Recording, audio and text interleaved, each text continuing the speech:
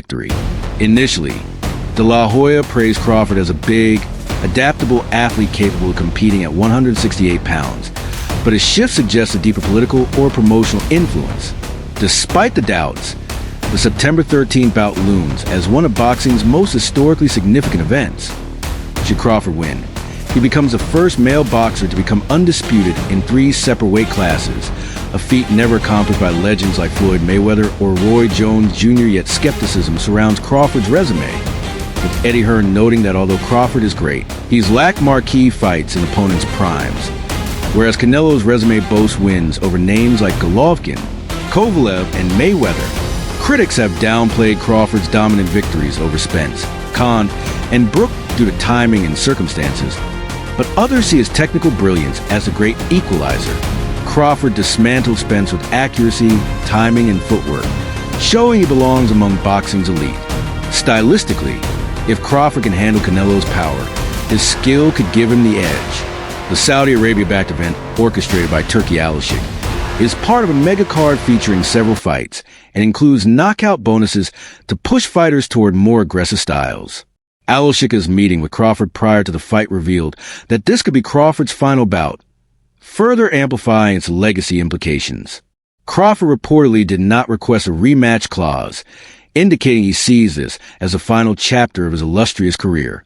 De La Hoya's new support for Canelo raises questions about his motives, especially given their past tensions after Canelo's departure from Golden Boy Promotions. With the Saudi boxing scene uniting fighters and promoters under one banner, money and spectacle seem to be healing old wounds. Meanwhile, Canelo has dismissed concerns about Crawford's mobility, saying the only running happening will be his fists across Crawford's head. Carl Frock, in contrast to De La Hoya, believes Crawford is larger and more suited to higher weight classes than people think, and praised Crawford's versatility, skill, and mindset as tools that make him capable of beating Canelo. Frock called the fight compelling, urging that it shouldn't underperform financially, especially not in comparison to novelty events like Jake Paul versus Tyson Fury. His support for Crawford, despite the weight jump, speaks volumes given Frock's own career pedigree. While some argue that once Crawford feels Canelo's power, he'll fold, others, including Frock, see Crawford's mental toughness and adaptability as assets that could swing the fight. Frock also criticized Canelo's recent performances as signs of decline, suggesting he's no longer motivated and is coasting through bouts. The idea that knockout bonuses could increase intensity adds another layer of intrigue. Frock even called for a smaller ring to force more action, but Crawford dismissed the idea that he would run, promising an aggressive strategy. Frock believes Canelo might no longer have a fire to take risks and sees Crawford's determination as a potential game changer. Crawford supporters highlight not just his skill, but his massive 74-inch reach, longer than even Mayweather's, as a significant advantage.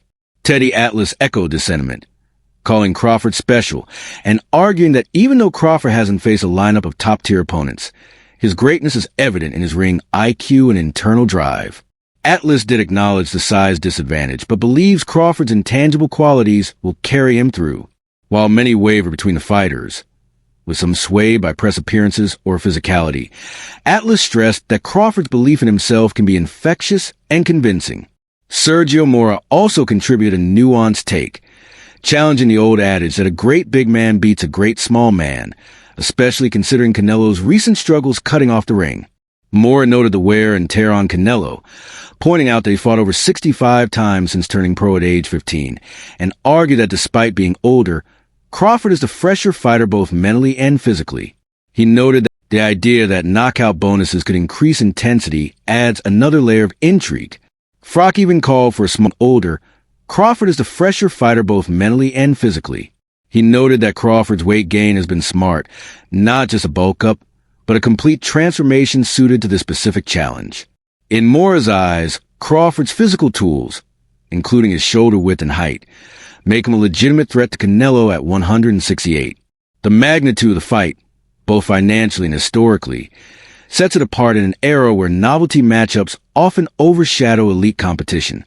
Mora added that this bout helps restore legitimacy to boxing in an age increasingly dominated by influencers and non-traditional fighters. Crawford's sharpness, discipline, and hunger could be key against a possibly complacent and aging Canelo. Despite Canelo's impressive track record and technical acumen, some believe he started showing signs of slowing down, a view reinforced by his less than dynamic recent outings. Crawford's opportunity isn't just about belts. It's about etching his name into the history books forever. This potential farewell fight, one without a guaranteed second chance, adds weight to every exchange in the ring. While critics question Crawford's ability to take Canelo's punches, his supporters point to his ring generalship, resilience, and elite boxing IQ as elements that can nullify size differences. With knockout bonuses in place and legacy on the line, this is more than a bout. It's a high-stakes, career-defining clash that will reverberate throughout boxing history. No matter who walks away with the win,